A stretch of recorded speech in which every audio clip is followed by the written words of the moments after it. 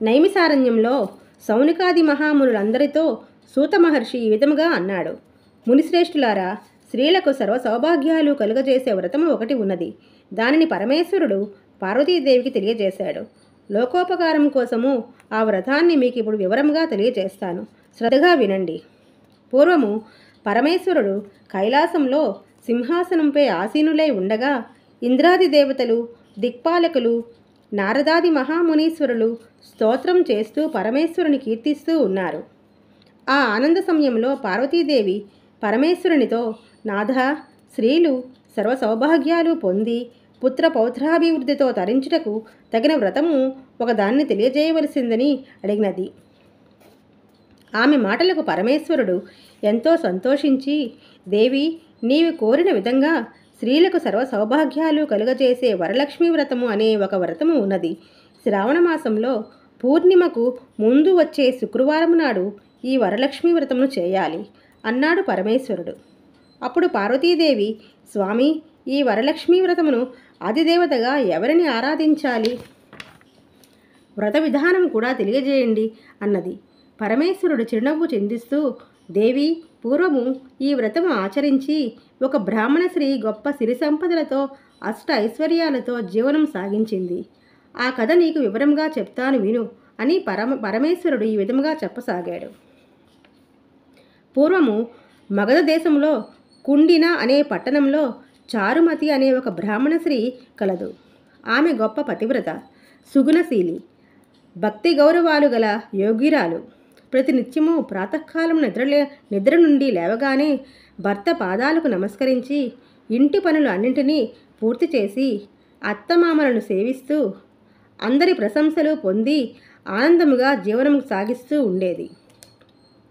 ఒకనాటి రాత్రి చారుమతికి కలలో వరలక్ష్మీదేవి సాక్షాత్కరించి, ఓ చారుమతి, నేను వరలక్ష్మీదేవతను.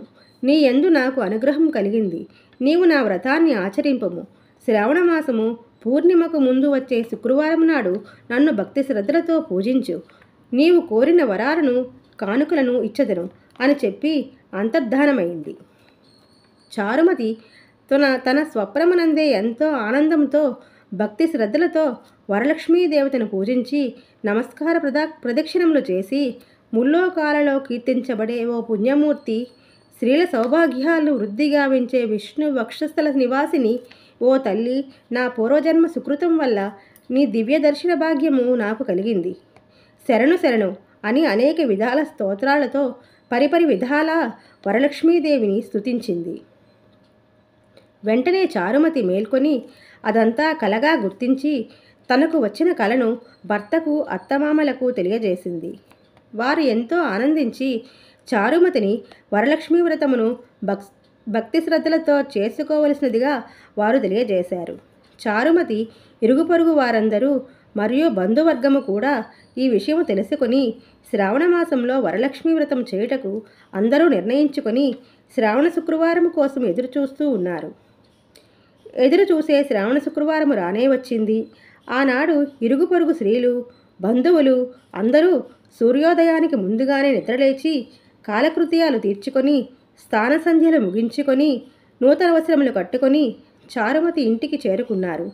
చారుమతి తన ఇంటిలో ఒక ప్రదేశమందు గోమయముతో అలికి ముగ్గులు తీర్చిదిద్ది ఆ ప్రదేశంలో మండపము ఏర్పాటు చేసి ఆ మండపముపై బియ్యము పోసి దానిపై ఒక కలశమును ఏర్పాటు చేసి ఆ కలశములో పంచపల్లవాలు, రావి, జువ్వి, మర్రి, మామిడి, ఉత్తరేణి చెట్ల చిగుళ్ళు మొదలగు పంచవళ్ళవాతో కలశం ఏర్పాటు చేసి వరలక్ష్మీదేవిని సంకల్ప విధులతో ఆవాహనం చేసి సర్వమంగళ మాంగళ్యే శివే సర్వార్థ సాధికే శరణ్యే త్రయంబకే దేవి నారాయణీ నమోస్తుతే అని ఆహ్వానించి ప్రతిష్ఠించినది.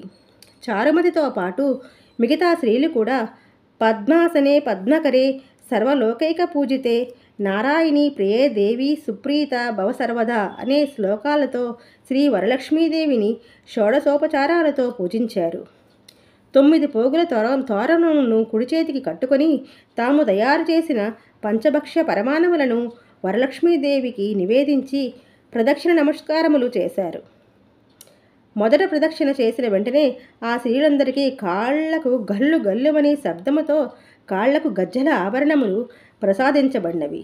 రెండవ ప్రదక్షిణ చేయగానే వారి చేతులకు నవరత్నములు పొదగబడి దగదగ మెరుస్తూ బంగారు ఆభరణములు కలిగినవి. మూడవ ప్రదక్షిణ చేయగానే అందరూ సర్వాభరణాలు ధరించిన శ్రీమూర్తులయ్యారు. చారుమతి చేసిన వరలక్ష్మీ వ్రత ప్రభావము చేత పూజలో పాల్గొన్న స్త్రీల యొక్క గృహాలు ధన కనక వస్తు వాహనాలతో నిండిపోయినవి. వారి వారి గృహాల నుండి బంగారముతో తయారు చేసిన రథవాహనాలు వచ్చి చారుమతి ఇంటి ముందు నిలిచినవి. వ్రతం పూర్తయిన తరువాత తమచే శాస్త్ర ప్రకారము వ్రతము చేయించిన బ్రాహ్మణోత్తముని పుష్పగంధములతో పూజించి దక్షిణ తాంబూలములు సమర్పించి ఆయన ఆశీస్సులు పొంది వరలక్ష్మీదేవికి నివేదించిన భక్ష్య భోజ్యములను బంధువర్గమందరికీ ఆతిథ్యమిచ్చి తాము తృప్తిగా భుజించి వారి వారి గృహాల నుండి వచ్చిన వాహనాలను ఎక్కి తమ గృహాలకు పోతూ వరలక్ష్మీదేవిని మనసులో ధ్యానిస్తూ ఒకరితో ఒకరు, ఓహో చారుమతి, భాగ్యమే భాగ్యం కదా, తమకు కూడా ఇంతటి భాగ్యం కలిగినదని చారుమతిని సంతోషంతో పొగుడుచూ ఎవరిళ్లకు వారు సాగిపోయిరి. చారుమతితో సహా ఆ స్త్రీలందరూ ప్రతి సంవత్సరము వరలక్ష్మీ వ్రతము క్రమం తప్పకుండా చేసిన సకల సౌభాగ్యాలతో సిరి సంపదలతోనూ సుఖజీవనం సాగించి అనంతరము ముక్తిని పొందిరి. కావున ఓ దేవి, ఈ కథను విన్నవారికి చదివిన వారికి కూడా వరలక్ష్మీ వ్రత ప్రసాదము వలన సకల సౌభాగ్యములు కలుగును అని పరమేశ్వరుడు పార్వతీదేవికి తెలియజేశారు అని సూత మహర్షి వారందరికీ తెలియజేశారు. వరలక్ష్మీ కథ సమాప్తం.